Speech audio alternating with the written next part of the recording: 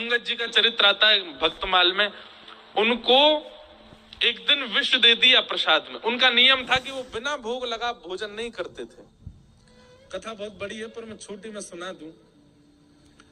तो श्री अंगद जी महाराज को एक दिन षड्यंत्र के द्वारा मारने का प्रयास किया।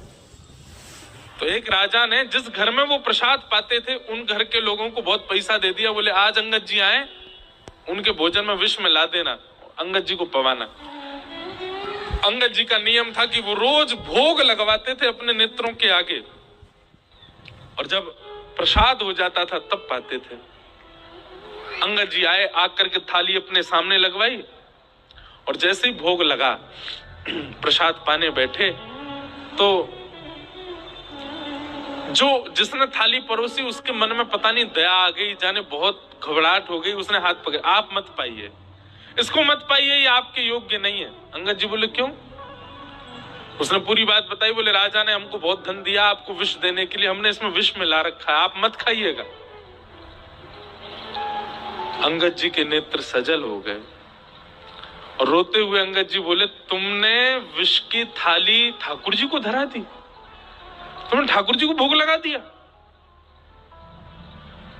ये पीड़ा तुमको तब क्यों नहीं हुई जब तुमने ठाकुर जी के सामने ये भोग रखा था? मुझे देते समय पीड़ा क्यों हुई तुमको? तुम ठाकुर जी को जड़ मानते हो, वो चैतन्य नहीं है। मैं चैतन्य हूं, मेरी मृत्यु हो जाएगी, कालकूट विष जाति, मेरे प्राण निकलेंगे। तुमने ठाकुर जी के सन्मुख रखते समय एक बार भी तुम्हारा हाथ नहीं कांपा, एक बार भी तुम्हारे चित्त में घबराहट नहीं हुई कि मैं ठाकुर जी को क्या पवा रही हूं? अब तो देवी इसको मैं ही पाऊंगा क्योंकि ठाकुर जी ने पा लिया है। अब चाहे इसमें विष हो, चाहे इसमें जो हो, अब तो ये प्रसाद है, इसको मैं छोड़ नहीं सकता। और अंगद जी पूरा पा गए।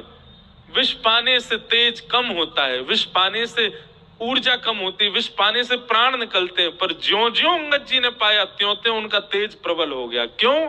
क्योंकि उन्होंने विष युक्त भोजन नहीं, उसको प्रसाद मान करके पाया, ठाकुर जी का अधरामृत मान करके पाया।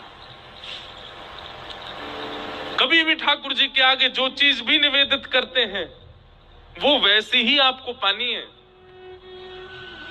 दाल भी ठंडी है गई तो ठंडी पाओ, गरम नहीं। जैसी ठाकुर जी की वैसी पाओ।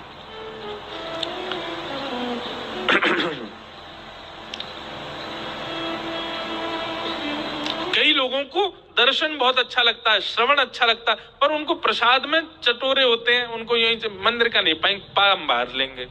आप गोपी नहीं हो। गोपी तो अपने सर्वांगीण अंग से श्री कृष्ण को पाना चाहती, चाहे जो मिल जाए, वो गोपी।